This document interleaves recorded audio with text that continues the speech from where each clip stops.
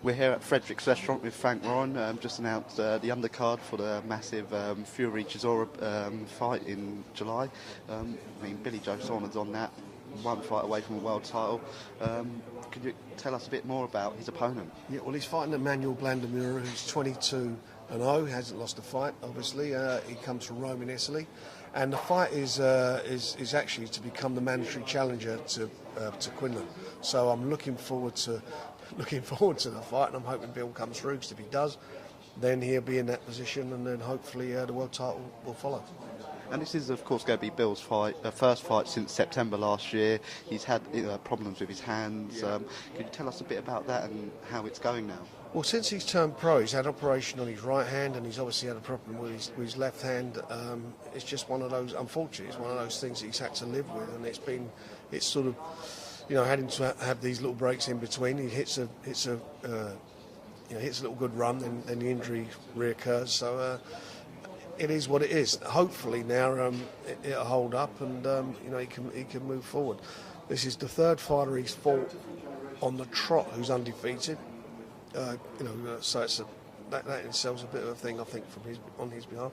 And I just hope that if his hands do hold up, that we can move him into that world title fight. He comes through, move him into that, and get that fight over here. And you mentioned if he wins the European title, it'll be an eliminator for Peter Quillin. What can you tell us about Peter Quillin and Joe possibly going and beating him? Well, he's a good fighter. He's a tough fighter. He can punch. It'd be interesting to see how he gets on with a boxer. Bill can box a bit. He's a good counter puncher, and I think it'd be a good fight. And I think for Bill it'd be a good fight. And I think he has the tools to beat Quillen, but it certainly is not an easy job. But before he even gets there, he's got to beat Blandemura on the 26th.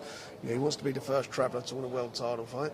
You've got Tyson Fury fighting Derek Chisora on that bill. He's looking to do the same. So there's a little bit of a race going on between those two. So it's they're both on the same card. It's a cracking card. We've got some really good fights on there. We've got Derry Matthews against Flanagan up there, so that's a cracking fight. Liverpool versus Manchester. Liam Walsh is on the card.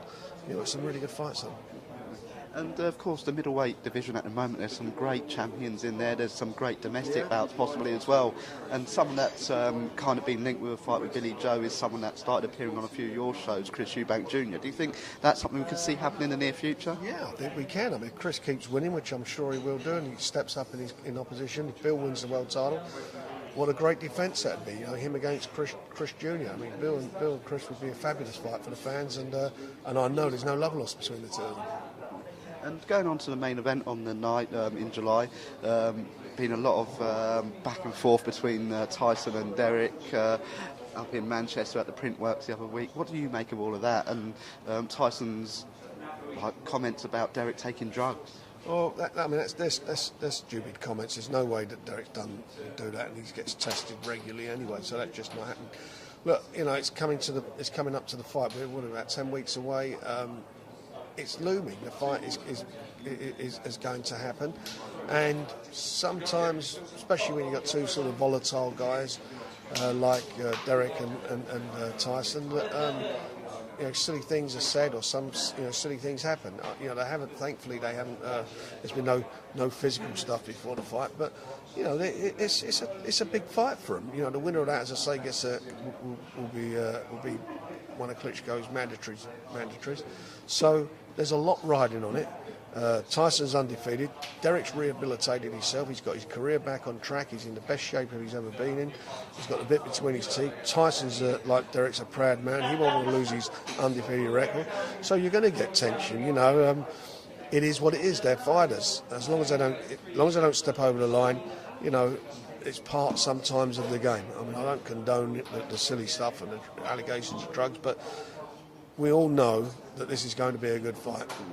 In the ring, once they get into the ring on the night, that is going to be fireworks. There's no doubt about that. And in the press conference, you mentioned England's World Cup hopes and things like that. But you're a massive Arsenal fan. Big day for you on Saturday. Will you be going? And what do you think Arsenal could break that duck finally? I'm going, and if they can't beat them, then Mr. Wenger's got to go, because it would be an absolute travesty if they can't beat them. Let's get it right. I know anything can happen in games, but my God, we got one player, I think, probably is double the amount of money that the whole team cost. Oh, that's great. Thank you so much, Frank. You're welcome.